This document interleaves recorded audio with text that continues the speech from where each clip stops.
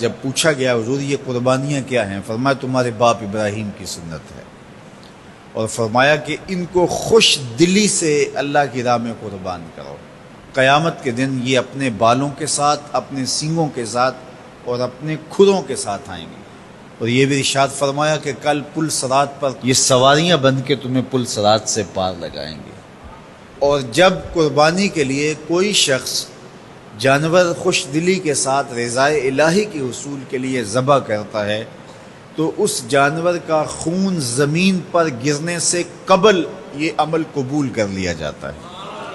اور یہ بات بھی ذہن میں رکھیے گا کہ ایام نہر میں، ایام نہر یہ 3 دن جو خون بہانے کے ہیں، 10، 11 اور 12 تاریخ، ان ایام میں آپ جو بھی عمل کریں، نماز پڑھیں اور دیگر صالح اعمال کریں، بہت قابل قبول ہیں اور اللہ ان کو قدر کی نگاہ سے دیکھتا ہے۔ لیکن ان ایام میں جو سب سے زیادہ اللہ کو محبوب عمل ہے وہ راہ خدا میں خون بہانا ہے، قربانی پیش کرنا ہے۔ تو قربانی کا کوئی اور متبادل نہیں ہو سکتا۔ کچھ لوگ یہ فلسفہ ان دنوں کے اندر بیان کرتے ہیں کہ 20-50 ہزار کی قربانی کرنے کی بجائے اتنے اگر کسی غریب کو دے دیے جائیں تو اس کے 2-3 مہینے خیریت سے گزر جاتے ہیں اور وہ گھر کے اندر جو ہے وہ ضرورت کی چیزیں ڈال لے، تو گوشت تو 2-4 دن کے اندر کھایا پیا جاتا ہے، ختم ہو جاتا ہے۔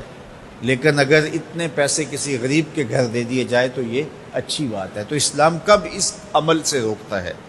غریب کی مدد کیجیے، صرف عید کے دن ہی نہیں، مینڈے کی جگہ ہی نہیں، بلکہ اسلام تو راہ خدا میں جانور ذبح کر کے اسی جذبے کو بیدار کرنا چاہتا ہے کہ تمہیں گوشت کی ضرورت بھی نہیں تھی، پھر بھی تم نے ذبح کر دیا، تو جہاں ضرورت ہوگی اور تمہاری ہمسائیگی میں، تمہارے اطراف میں جب کوئی غریب ہوگا تو پھر تم اس کے لیے ذبح کیوں نہیں کرو گے؟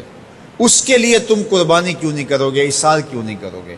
یہاں تو پھر بھی ہم گوشت خود کھا لیتے ہیں یا غرباء میں بانٹ دیتے ہیں، لیکن منا کی وادی میں جہاں لاکھوں قربانیاں پیش کی جاتی ہیں وہاں تو جانور کاٹ کے اس کو ذبح کر کے بس چھوڑ دیا، اس کے گوشت سے غرض ہی نہیں ہوتی۔ زیادہ تر حجاج ایسے ہوتے ہیں جن کو یہ بتا دیا جاتا ہے کہ تمہاری قربانی کر دی گئی ہے، اور وہ فون کال کے انتظار میں یا حکومت وقت کی جانب سے دیے گئے وقت کے بعد حلق کروا دیتے ہیں۔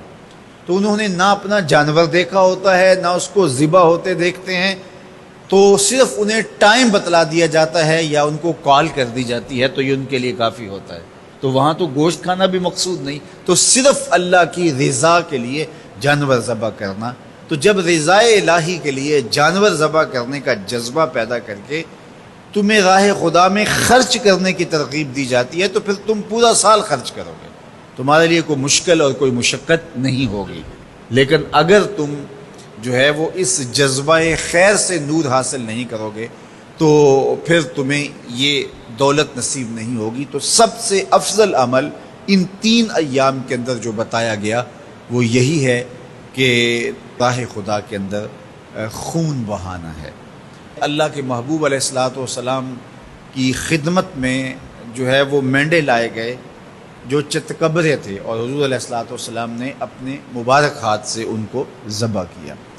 تو عید قرباں یہ ایثار کی عید ہے، یہ قربانی کی عید ہے، اور اسلام ہمیں قربانی سکھاتا ہے۔ اسلام لمحہ لمحہ قربانی ہے، ایک ایک ساعت اسلام قربانی کا نام ہے، اور ہمیں درس زندگی یہی دیا جاتا ہے کہ ہم قربانی سے اپنی زندگی کو عبادت کریں۔